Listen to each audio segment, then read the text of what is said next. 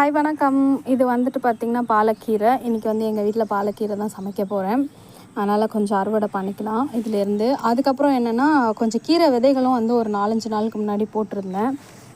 இதிலெல்லாம் போட்டிருந்தேன். பார்த்திங்கன்னா குட்டி குட்டியாக முளைச்சி வந்துட்டுருக்கு. ஏன்னா இனிமேல் வெயில் காலம் இல்லையா, ஒரு நாள் விட்டு ஒரு நாளாவது கீரை சமைச்சு சாப்பிடலாம் அப்படிங்கிற ஆர்வத்தில் தான். இந்த இடத்துல சிறுக்கீரை இருந்தது, ஃபுல்லாகவே கிளியர் பண்ணிட்டோம். இருங்க நான் போட்டதெல்லாம் காமிச்சிடுறேன் ஃபஸ்ட்டு உங்களுக்கு. எனக்கு எங்கெல்லாம் பிளேஸ் இருந்ததோ அங்கெல்லாமே கீரைகளை விதைச்சிட்டேன். இது வந்து அரைக்கீரை தான், இங்கே விதைச்சிருந்தேன், இங்கேயும் வந்து போட்டிருக்கேன். இது வந்து போன டைம் போட்ட கீரைகள். பாலக்கீரைலாம் நிறைய வாட்டி அறுவடை எடுக்கலாம், அதனால் நான் அதை திரும்பி ரிப்பீட் பண்ணலை. அதுவே வந்து நல்லா வெட்ட வளர்ந்துட்டே தான் இருக்குது. அங்கங்கே புளிச்சிக்கீரையும் போட்டேன், ஆனால் எனக்கு எங்கெல்லாம் போட்டேன்னு மறந்து போச்சு. அது கொஞ்சம் முளைச்சி வரும்போது நான் உங்களுக்கு அடுத்த வீடியோவில் சொல்கிறேன். இப்போ வந்து நம்ம அறுவடையை பார்க்கலாம். பார்த்திங்கன்னா இதுக்கு முன்னாடி பார்த்துருந்திங்கன்னா நல்லா அழகாக க்ரீனாக இருந்திருக்கும். இப்போ ஃபுல்லாக மொட்டை அடித்த மாதிரி இருக்குது. எல்லாரையுமே எடுத்துட்டோம். அப்புறம் நடுவில் இந்த தேவையில்லாத செடிகள், அதுவும் மூலிகை செடி தான், ஆனால் நம்ம யூஸ் பண்ணுறதில்ல, எப்படி யூஸ் பண்ணணும்னு தெரியறதில்ல. அந்த மாதிரி இருக்கிற செடிகள்லாம் பிடுங்கியாச்சு. எனக்கு எட்டுற வரைக்கும் வந்து ஃபுல்லாகவே வந்து பறிச்சிட்டேன். எவ்வளோ வந்திருக்கு அப்படின்னா, இந்த கூடையில் 3/4 வாசி வந்திருக்குங்க. எனக்கு ரொம்ப நிறைய எடுத்திருக்க மாதிரி ஒரு ஃபீல் இருக்குது.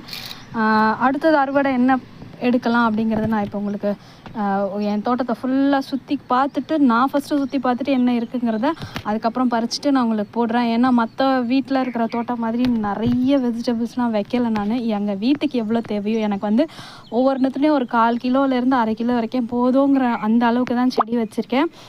எனக்கு வந்து டெய்லியுமே வந்து என் வீட்டுக்கு தேவையான காய்கறிகளை அன்னன்னைக்கு தேவையானது அன்னன்னைக்கு எது இருக்கோ அதை வச்சு பிளான் பண்ணிக்குவேன். எந்த காய் வந்து வந்திருக்கோ அதை வச்சு பிளான் பண்ணுற மாதிரி தான் செடிகள் போட்டிருக்கேன். அதனால் நான் தேடி பார்த்து தான் இந்த காய் இருக்குது அப்படிங்கிறத எடுக்கணும்.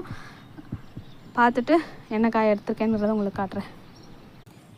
நமக்கு வந்துட்டு இவ்வளோ அவரைக்காவும் கொஞ்சம் பீன்ஸ் இருந்தது, ஒரு 4-5 பீன்ஸ் இருந்தது. அவரைக்காய் வந்து 2 நாளுக்கு முன்னாடியே பறிச்சிருக்கணும், விட்டதுனால பூச்சி வந்துருச்சு. இதுதான் பார்த்திங்கன்னா நல்ல முத்துன அவரைக்காய், இந்த சைஸ் வரணும். ஆனால் நான் எப்பவுமே இந்த மாதிரி பறிச்சதில்லை. ஒரு 2-3 நாளாக கொஞ்சம் பிஸியாக இருந்ததுனால நான் மாடிக்கு அவ்வளோவா வரலை. அதனால தான் வந்துட்டு கொஞ்சம் எல்லாமே பெருசாக முத்திட்டு பூச்சிலாம் வர ஆரம்பிச்சிருச்சு. தக்காளி பாருங்களேன், செம்ம அறுவடை இன்றைக்கி. தக்காளி நிறையவே இருக்குது. நேற்று வந்து என் தங்கச்சி வந்திருந்தாங்க, சனிக்கிழமை வந்திருந்தாங்க. நேற்று கிளம்பிட்டாங்க. வரும்போது ஒரு 1/4 கிலோக்கும் அதிகமான கத்திரிக்காயெலாம் அறுவடை பண்ணி எடுத்துகிட்டு போயிட்டாங்க. அதனால் நம்மக்கிட்ட கத்திரிக்காய் இல்லை. இன்றைக்கான வீடியோ இது தாங்க. பிடிச்சிருக்கோன்னு நினைக்கிறேன். பிடிச்சிருந்தா லைக் பண்ணி, ஷேர் பண்ணி, சப்ஸ்கிரைப் பண்ணுங்கள். தேங்க்யூ. இன்றைக்கான அறுவடை